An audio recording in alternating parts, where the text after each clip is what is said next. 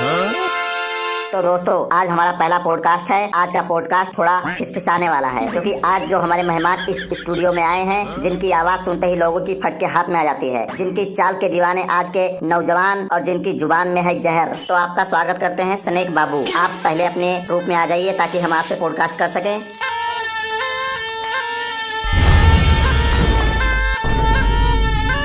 सबसे पहले आप अपना थोड़ा सा इंट्रो दे दीजिए हमारी जनता को। हेलो दोस्तों, मेरा नाम है रेंगू रफ्तार और मेरे पिताजी का नाम है नारायण नागराज, जो जंगल के काफी माने जाने लोगों में से आते हैं। सबसे पहले तो धन्यवाद समोखन और मोनू आप दोनों का। आप लोगों ने मुझे यहाँ बुलाकर एक जहर भरी जिंदगी को माइक के सामने ला दिया। आज आप लोगों के माध्यम से लोग हमारी पीड़ा, हमारा दुख दर्द समझेंगे। जो लोग हमें मोबाइल या टीवी सीरियल में देखकर डरते हैं, आज उनका डर दूर हो जाएगा ये पॉडकास्ट सुनकर। पहले मैं आपसे पहला क्वेश्चन यही करूंगा कि ये रेंगू क्या होता है? रेंगू रफ्तार मतलब इसका मतलब क्या होता है? ये पहला थोड़ा हमारे दर्शकों को बता दीजिए। रेंगू नाम मेरी माता जी ने रखा था, क्योंकि मैं बचपन से ही रेंगने में रॉक स्टार था। जब मैं पहली बार अपने बिल से निकला तो मेरी रफ्तार देखकर बिजली कड़कने लगी। ये देखकर जो मेरे आसपास सांप थे, उन्होंने मेरा नाम रेंगू रफ्तार रख दिया। रेंगू भाई, क्या बात है, आप तो बहुत ही संस्कारी सांप लगते हो। लेकिन एक सवाल मेरे मन में काफी टाइम से खटक रहा है, आप हमेशा जमीन से चिपक के क्यों रहते हो? कभी जिंदगी में ऊंचा उड़ने का मन नहीं करता है? देखो भाई, हम लोग जमीन से जुड़े हुए लोग हैं। धरती हमारी माँ है और माँ के पैर को छोड़कर हमें नहीं उड़ना है। बहुत अच्छा लग रहा है आपके विचार सुनकर, मन गदगद हो गया है। यहाँ हमारे स्टूडियो में आते वक्त कोई प्रॉब्लम तो नहीं हुई आपको? कोई दिक्कत का सामना तो नहीं करना पड़ा आपको हमारे स्टूडियो तक पहुँचने में? आप प्रॉब्लम्स की बात करते हो? अपने जान पर खेल कर मैं इस स्टूडियो तक आया हूँ। मैं एक बेजुबान हूँ, किसी ऑटो या कार से नहीं आ सकता हूँ। रोड के साइड में नाली दिखा, मैंने सोचा इस नाली में तैरता हुआ चला जाता हूँ। मैं आराम से आ रहा था, अचानक एक आदमी नाली में खड़ा पेशाब कर रहा था। उसकी नजर जैसे ही मेरे ऊपर पड़ी, वो बहुत तेज से चिल्लाया, सांप सांप सांप। उतनी देर में मुझे पता ही नहीं चला, मेरे ऊपर ईंटें, पत्थर, लकड़ी, डंडा, लाठी सबसे वार होने लगा, हमला होने लगा मेरे ऊपर। ओह नो, फिर क्या हुआ? आगे क्या होना था, हमेशा की तरह फुल स्पीड में उसी नाली में भाग रहा था मैं। एक तो आजकल के लोग इतना ज्यादा बेरोजगार हैं, 40-50 लोग इकट्ठा हो गए और नाली के दोनों तरफ से घेरा बना लिए। फिर 1 मिनट के लिए मुझे लगा कि शायद आज मेरा आखिरी दिन है। आगे क्या हुआ? आगे फिर एक चूहे की मेहरबानी हुई, वो चूहा भगवान का भेजा हुआ दूध निकला। जब मैं नाली में भाग रहा था, तभी मेरी नजर चूहे पे पड़ी। वो कहीं से दौड़कर आया और एक बिल में घुस गया। वो बिल शायद काफी टाइम से उसका घर रहा होगा। ये देखते हुए मैं तुरंत उसके पीछे उसके बिल में घुस गया। तब जाकर मेरे जान में जान आई। भागते भागते मुझे भूख भी लग गया था। फिर मैंने उसी चूहे को खाकर अपनी भूख मिटाई। फिर कम से कम 1.5 घंटे बाद घड़ी देखकर मैं धीरे धीरे उस नाली में छिपते छिपाते यहाँ तक आया हूँ। ऊपर वाला आपसे काफी ज्यादा खुश है, प्रसन्न है, इसीलिए आपका बाल भी बांका नहीं हुआ। मारने वाले से बचाने वाला बड़ा होता है। रेंगू साहब जी, एक पर्सनल सवाल है, बुरा मत मानना। आपकी कोई गर्लफ्रेंड वगैरह नहीं है क्या? कोई नागिन, सांपिन कुछ? कभी किसी नागिन या सांपिन के प्यार में नहीं पड़े हो? प्यार तो हमने भी किया था, थोड़ा नहीं बेशुमार किया था। एक नागिन थी, नाम था शबनम। वो नाली के उस पार रहती थी, मैं नाली के इस पार रहता था। हम लोग रात में नाली में आकर मिलते थे। एक दिन गलती से मैं उसके अंडों को पी गया, फिर वो किसी और के साथ भाग गई। आज भी उसकी बातें याद आती हैं। वो मुझे कहती थी, तू हमेशा फिसलता रहता है, लेकिन मुझे कोई स्टेबल चाहिए। बहुत ही दर्द भरी स्टोरी है, सुनकर आंखों में आंसू आ गया। जब से वो गई है, जिंदगी में सब सोना सोना लगता है। जिंदगी ब्लैक एंड व्हाइट हो गई है। कभी इस बिल में, कभी उस बिल में आता जाता रहता हूँ। रात भर नींद ही नहीं पड़ती है। मैं तो यही दुआ करूँगा कि आपकी एक्स वापस आ जाए और आपके जिंदगी में रंग भर दे। एक सवाल मेरे दिमाग में आ रहा है कि जब सपेरे बीन बजाते हैं तो आप लोग दौड़ते क्यों चले जाते हैं उनके पास? अरे भाई, हम तो बीन छीनने और तोड़ने के लिए जाते हैं उनके पास, क्योंकि बीन की आवाज सुनकर हमारा सर फटने लगता है, हमको गुस्सा लगता है, चिड़चिड़ाहट होती है, कान में दर्द होने लगता है, हम गुस्से से तड़पने लगते हैं चारों तरफ। तब आप लोगों को लगता है कि हम नाच रहे हैं बीन की आवाज सुनकर। इसी गुस्से के कारण बीन तोड़ने दौड़ते हैं। वैसे आप बहुत ही अच्छे सांप हो, आपका नेचर बहुत ही अच्छा है, आपको गुस्सा नहीं आता है? वैसे तो गुस्सा नहीं लगता है, लेकिन जब कोई गले से पकड़कर उठा दे या पूंछ पकड़कर घुमा दे, तब गुस्सा लगता है, तब दिमाग खराब हो जाता है, तब मैं माँ बहन पर आ जाता हूँ। वैसे आप लोग ज्यादातर बाहर कहाँ जाते हो? बाहर तो हम बहुत कम निकलते हैं। आजकल बहुत ज्यादा गर्मी हो रही है, इसलिए मजबूरी में बाहर निकलना पड़ता है। बिल के अंदर एसी कूलर तो लगवा नहीं सकते हैं। अगर गर्मी नहीं होती है तब फिर किसी त्योहार वगैरह पर बाहर निकलते हैं। लोग दूध वगैरह हमारे बिल के पास आकर रख जाते हैं ना, इसी तरह बहुत ज्यादा दूध इकट्ठा हो जाता है। इतना ज्यादा दूध स्टोर कहाँ पे करते हो? बिल में इतना जगह तो होता नहीं है, ना ही इतना ज्यादा दूध पी भी सकते हो। ऐसा है ना कि त्योहार वाले टाइम आप लोगों को भी दूध की बहुत ज्यादा जरूरत होती है, इसीलिए हम डेयरी वालों को बुलाकर सारा दूध उठवा देते हैं और पेमेंट ले लेते हैं। रिंकू जी गुस्सा न करना, आप लोगों की वजह से जो है दूध काफी महंगा हो गया है हमारे यहाँ। काली चाय पीना पड़ रहा है हम लोगों को। वैसे जानना चाहते हैं कि दूध के अलावा क्या क्या आप खाते हो आप लोग? ज्यादातर मेढक खाते हैं जो छोटे और नरम वाले होते हैं। बरसात के दिनों में बहुत मिलते हैं। बरसात के महीने में केवल रहने की प्रॉब्लम होती है, खाने पीने की कोई दिक्कत नहीं होती, कोई परेशानी नहीं होती है। जब बरसात खत्म हो जाता है तब क्या खाते हो आप लोग? देखो भाई, बरसात के बाद भी हमारे पास काफी वैरायटी होती है खाने पीने के लिए। जैसे कि चूहे मिल जाते हैं, चूहे खा लेते हैं। यदि छिपकली पकड़ में आ जाती है तो उसको भी पकड़ के खा लेते हैं। और भी छोटे मोटे कीड़े मकोड़े खाते रहते हैं। पूरे साल कुछ ना कुछ मिल जाता है खाने को। आपसे हम जानना चाहते हैं कि मान लो अभी इसी वक्त आप हम दोनों के ऊपर हमला कर दो, काट लो हमें, तो हमारे पास बचने के लिए कितना टाइम रहता है? कितना टाइम में हम बच सकते हैं? मैं तो आप लोगों को काट ही नहीं सकता हूँ। अगर चाहूँ भी तो नहीं काट सकता हूँ, क्योंकि मेरे दांत टूट गए हैं। आपके दांत टूट गए हैं? किसने तोड़े आपके दांत? किसी मदारी वाले ने या जादूगर ने आपको पकड़ लिया था क्या? मदारियों की इतनी औकात नहीं है कि मुझे पकड़ सके। हमारे जंगल से 2 सांप एक बार वो लोग पकड़ के लेके गए थे और उन 2 सांपों ने झूठ मूठ का मरने का नाटक किया, एक्टिंग किया। और जैसे ही उन लोगों को लगा कि ये सांप मर चुके हैं, उन्होंने अपने हाथों में उठाया और तुरंत उनके मुंह पर डंक मार दिए, काट लिए, जिससे तड़प तड़प के उन लोगों की मौत हो गई और सांप वापस लौट आए। उनकी मौत को देखकर कोई भी मदारी अब हमारे जंगल में सांप पकड़ने नहीं आता है। अच्छा वो तो ठीक है, लेकिन आप बता रहे थे कि आपका दांत टूट गया, वो कैसे टूटा ये बताइए। ये बहुत ही छोटी कहानी है। एक बार मैंने एक आदमी के पैरों पर डंक मारा। उसके पैर में स्टील की प्लेट पड़ी हुई थी। उस स्टील के प्लेट में फंसकर मेरा दांत टूट गया, यहाँ तक कि मेरा जबड़ा भी हिल गया। पहले मैं और भी सुंदर लगता था देखने में। बहुत ही बुरा हुआ आपके साथ। अच्छा एक बात, एक सवाल और पूछना चाहते हैं आपसे, आपके अंदर जहर कितना है? जहर है आपके अंदर? नहीं यार, जब मेरे डसने वाले दांत होते थे तब मेरे अंदर बहुत जहर होता था। ये देखो, थोड़ा सा किसी दोस्त यार से मांग कर रखा हूँ अपने पास। इसको सिर्फ अपनी इज्जत के वजह से रखा हूँ। जिस सांप के पास जहर नहीं होता है, इस संसार में उसका कोई भी इज्जत नहीं करता है। एक बच्चा भी उठाकर खेलने लगता है। कुछ सांप नफरत करते हैं मेरे से, बोलते हैं इसके पास है क्या। जैसे तुम लोगों के बीच पैसों का चक्कर होता है ना, वैसे ही हम सांपों के बीच जहर का चक्कर होता है कि किस सांप के पास कितना ज्यादा जहर है, कैसा जहर है। जिसके पास जितना जहर होता है उसका समाज में उतना ही इज्जत होता है, वो सांपों के समाज में उतना ही बड़ा आदमी माना जाता है। एक बात और बताओगे, मनी कहाँ है? मनी मनी अपने घर होगा, मुझे क्या पता। हमारे सांपों में कोई मनी नाम का नहीं है। नाम वाला मनी नहीं, दूसरे मनी की बात कर रहे हैं। अच्छा, दूसरा मनी, वो अपना सपना मनी मनी वाला मनी। हमें पैसों की क्या जरूरत है? कपड़े हम पहनते नहीं, खाने का कोई पैसा लगता नहीं, कहीं जाना हुआ तो सड़कते हुए चले जाते हैं, फिर हमें मनी की क्या जरूरत? ऐसा क्यों बोल रहे? मुझे शक हो रहा है आप असली वाले सांप हो ना, क्योंकि अगर असली वाले हो तो मनी के बारे में आपको पता होना चाहिए। हम नागमणि की बात कर रहे हैं, नागमणि। तो ऐसा बोलो ना, नागमणि। उसके बारे में मैंने अपने दादा परदादा से सुना था, लेकिन देखा तो मैंने भी नहीं है। आप कैसी बात कर रहे हो? हम बचपन से ही सांपों के मनी के बारे में सुन रहे हैं और आपको पता ही नहीं है। कुछ तो बताओ, ये नागमणि का चक्कर क्या है? सच में किसी सांप के पास होती है या फिर लोगों में कंफ्यूजन ही है कि सांप मनी ऐसा कुछ होता है, मनी वाली ये कुछ? अगर होता भी है तो बताना कहाँ से मिलता है, कौन देता है? आपके पास है तो हमें दिखा दो, हम किसी को भी नहीं बताएंगे। देखो भाई, मुझे पहले ही शक था कि ये सवाल आप लोग मेरे से जरूर पूछोगे। हमारे समाज में नागमणि के बारे में बात करना भी अशुभ माना जाता है, लेकिन अगर आप लोग इतना ही प्यार से पूछ रहे हो तो बता देता हूँ। ये जो वीडियो है ये कट कर देना, पॉडकास्ट पे मत डालना। बता दीजिए, हमें भी थोड़ी जानकारी हो जाए।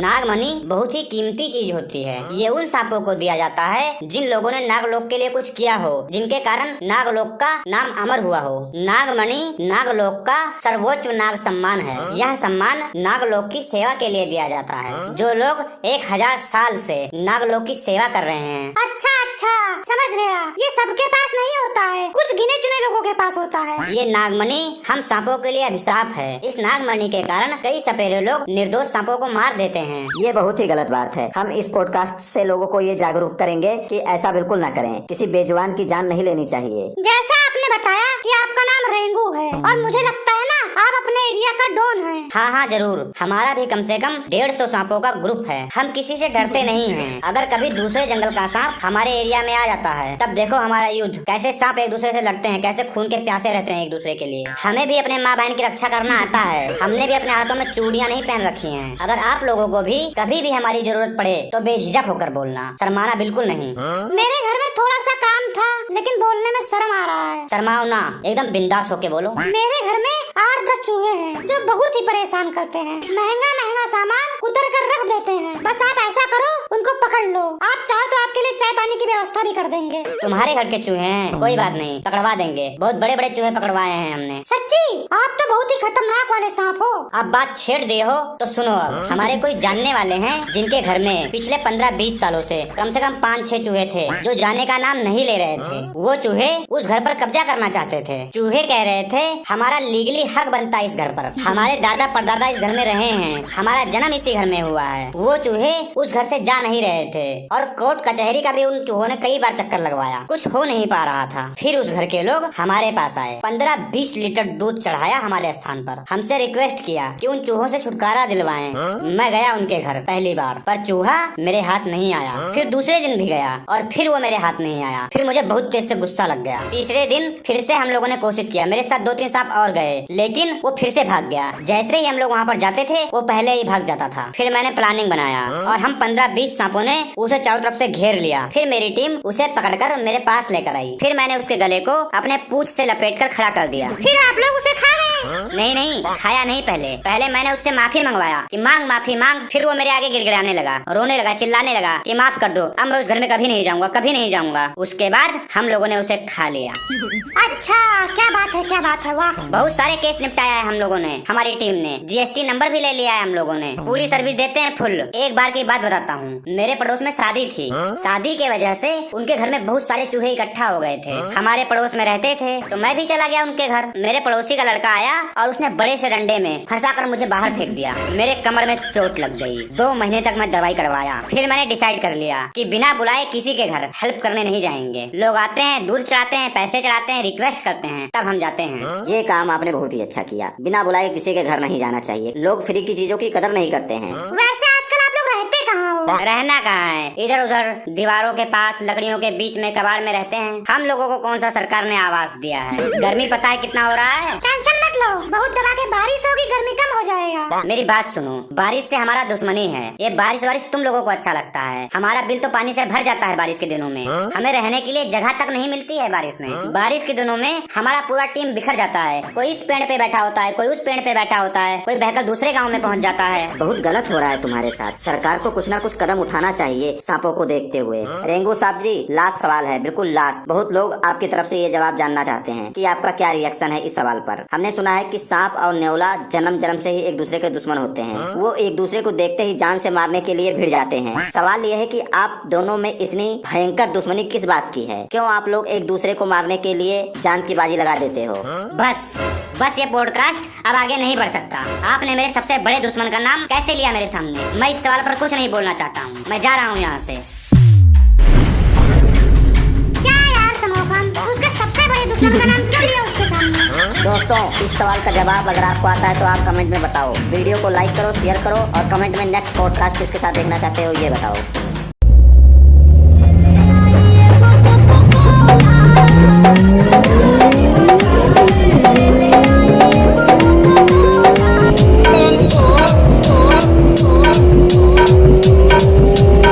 दोस्तों, एक वीडियो को बनाने में बहुत ही ज्यादा मेहनत लगता है। आप लोग सपोर्ट नहीं करते हो यार, सपोर्ट करो यार, और चैनल को सब्सक्राइब भी करो। चलो अब वीडियो देखो।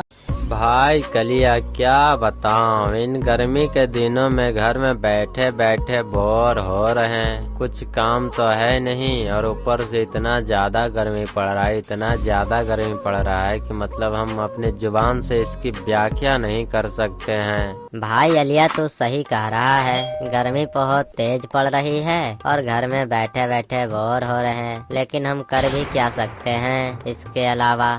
भाई कलिया, मेरे पास एक बहुत ही जबरदस्त प्लान है। देखो, गर्मी का छुट्टी भी मिल चुका है और घर में बैठे बैठे बोर भी हो रहे हैं, तो मेरे पास एक बहुत ही जबरदस्त प्लान है। क्यों ना हम लोग कहीं पे घूमने चलते हैं। पापा को बोलते हैं घूमने चलने के लिए, क्योंकि उनका भी ऑफिस उम्मीद से छुट्टी ही होगा। चलो उनसे बोलते हैं कि पापा चलो ना कहीं पे घूमने चलते हैं, घर पे बैठे बैठे बोर हो रहे हैं। अलिया तू बकवास तो सही कर रहा है, घर में बैठे बैठे बोर भी हो रहे हैं, और पापा का ऑफिस और हमारा कोचिंग वोचिंग जितना पढ़ाई लिखाई तो करते नहीं, तब पर भी हमारा बंद ही है। चलो बोलते हैं पापा को, शायद हमें घुराने ले जाएंगे कहीं दूसरे जगह पे। कलिया पागल है क्या? लगता है तेरा दिमाग काम नहीं कर रहा है इस समय पे। अभी तू डायरेक्ट जाके पापा को बोलेगा कि पापा हमें घूरने जाना है, चलो घूरने चलते हैं, तो क्या लगता है तुमको पापा घुराने ले जाएंगे? लगता है तू पूरा पागल हो गया है। अरे पापा एक पैसा नहीं देंगे, समझ गया ना? इसके लिए हमें अपना दिमाग चलाना पड़ेगा। सबसे पहले हमें मोम को मनाना पड़ेगा। अगर मोम मान गई तो समझ जाओ कि ट्रिप पक्का है। चलो पहले मोम को मनाते हैं। अलिया तो सही बक रहा है, हमें पहले मोम को ही मनाना चाहिए। अगर मोम नहीं मानेगी तो समझ जाओ कि ट्रिप कैंसिल। अगर मोम मान गई तो पापा तो मान ही जाएंगे। कलिया तुम यहीं पे रहो, यहाँ से कहीं नहीं जाना। मैं मोम को मना कर आता हूँ बस 2 मिनट में, समझ गया ना? बस 2 मिनट में मोम को मना के आता हूँ। मम्मी मैं क्या बताऊं, मम्मी घर में बहुत ज्यादा गर्मी लग रही है। मम्मी घर में रहा नहीं जा रहा, बहुत गर्मी लग रही है मम्मी घर में। क्या बेटा लिया, तुम्हें गर्मी लग रही है? अरे नहीं बेटा नहीं, मैं तो यहाँ पर रोबोट जो हूँ, पूरे दिन भर तुम्हारे लिए और तुम्हारे बाप के लिए खाना पकाती रहती हूँ। इतनी गर्मी में मेरे किचन में तो पंखा भी नहीं है। बताओ मैं कैसे रहती हूँ? जब तुम्हें गर्मी लगता होगा तो तुम पंखा भी चालू कर लेते होगे, लेकिन मेरे किचन में तो पंखा है ही नहीं, तो मैं कहाँ से चालू करूँ बोलो तुम? पूरे दिन भर सड़ के यहाँ पर तुम्हारे लिए खाना बनाती हूँ और आगे मेरे से कंप्लेन कर रहा है कि घर में गर्मी लग रही है। बताओ मैं क्या करूँ? चलो पंखा डुला दूँ? अरे पंखा क्यों, बेना डुला दूँ? चलो चलो। अरे मम्मी क्या अभी इमोशनल अत्याचारों वाली हरकतें कर रहे हो? मैंने ऐसा कुछ कहा जो आपको दिल को ठेस पहुंच गया, एकदम रोना गाना शुरू हो गया? मम्मी मैं बोलना चाह रहा हूँ कि इतनी गर्मी में तुम हमारे लिए इतना खाना पका रही हो, इतना कष्ट करके, ऐसा क्या करना जरूरी है? मम्मी मैं तो तुमसे ये कहने आया था कि घर में बहुत गर्मी लग रही है, चलो कहीं दूसरे जगह पे घूमने चलते हैं, एकदम बर्फीली जगह पे, और होटल में खाएंगे एकदम मस्त। तुम पापा को कहोगी तो पापा तो जरूर मानेंगे। चलो ना मम्मी घूमने चलते हैं, घर में बैठे बैठे बोर भी हो रहे हैं और तुम खाना पकाते पकाते इतनी गर्मी में सड़ भी गई हो। चलो ना मम्मी, बोलो ना पापा को। कलिया तू सही बक रहा है, हमें टूर पे चलना चाहिए क्योंकि गर्मी बहुत ज्यादा पड़ रही है। अब मुझसे खाना नहीं बन पाएगा इतनी गर्मी में। चलो मैं तुम्हारे पापा से बात करती हूँ, शायद मान जाए हो, क्योंकि उनका भी ऑफिस लगता है छुट्टी हो गया है। हाँ मम्मी ये हुई ना बात, जाओ बात करो और पापा को मनाओ टूर पे जाने के लिए। अगर हम साथ में जाएंगे तो पापा को लगेगा ये प्लान हमने ही बनाया है और नहीं मानेंगे। जाओ जाओ मम्मी तुम अकेले जाओ और पापा से बात करो, उनको मना के लाओ, टूर पे चलेंगे। अजी सुनते हो, घर में बहुत ज्यादा गर्मी पड़ रही है। क्या घर में बहुत ज्यादा गर्मी पड़ रही है? अरे पागल हो क्या? जब गर्मी का मौसम है तो गर्मी ही न पड़ेगी, ठंडा थोड़ी ना पड़ेगी। गर्मी का मौसम है, गर्मी पड़ेगा। अरे हो तो हमें भी पता है कि गर्मी का मौसम है तो गर्मी ही पड़ेगा, लेकिन बहुत ज्यादा ही गर्मी पड़ रही है। इसके कारण मैंने फैसला लिया है कि हम पूरे हमारे फैमिली में जितने लोग हैं सब लोग टूर पे चलेंगे, समझ गए ना? चलो गाड़ी बुक करो, टूर पे निकलते हैं कहीं बर्फीले जगह पे। अरे क्या टूर पे? पागल हो गई क्या? मेरा अभी काम चल रहा है, मैं टूर वर पे कहीं नहीं जाऊंगा, समझ गई ना? शांति से तुम खाना बनाओ, मुझे ड्यूटी जाना है, ऑफिस के लिए लेट हो रहा हूँ, जल्दी से खाना बनाओ। कोई टूर वूर नहीं होगा। क्या आपने बोला? कोई टूर वूर नहीं होगा? हाँ तो ध्यान से सुनो, आज के बाद घर में खाना नहीं बनेगा, सब कोई भूखे रहेगा, समझ गए ना? अगर तुमको खाना खाना है तो ऑफिस से 5 दिन की छुट्टी लो और गाड़ी बुक करो और कहीं ठंडे जगह पे टूर पे निकलो, नहीं तो सब कुछ बंद हो जाएगा। अरे ये धमकी किसको दे रही हो? ऐसी छोटी मोटी धमकियों से मेरा कुछ नहीं होने वाला है, समझ गई ना?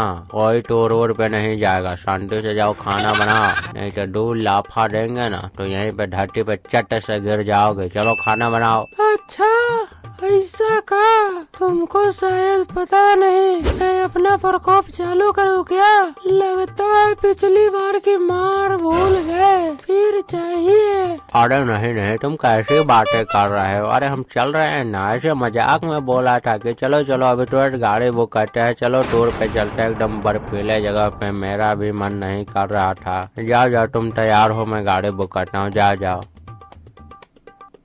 साला बाल बचा, नहीं तो अभी फिर पिटाई शुरू हो जाती हमारी। पता नहीं ये कहाँ से आ गई थी। चलो हम भी तैयार हो जाते हैं, वैसे भी घर में मन नहीं लग रहा था। जिंदगी मिला है घुर के जीना चाहिए, ऐसे नहीं कि नौकरी पैसा हट।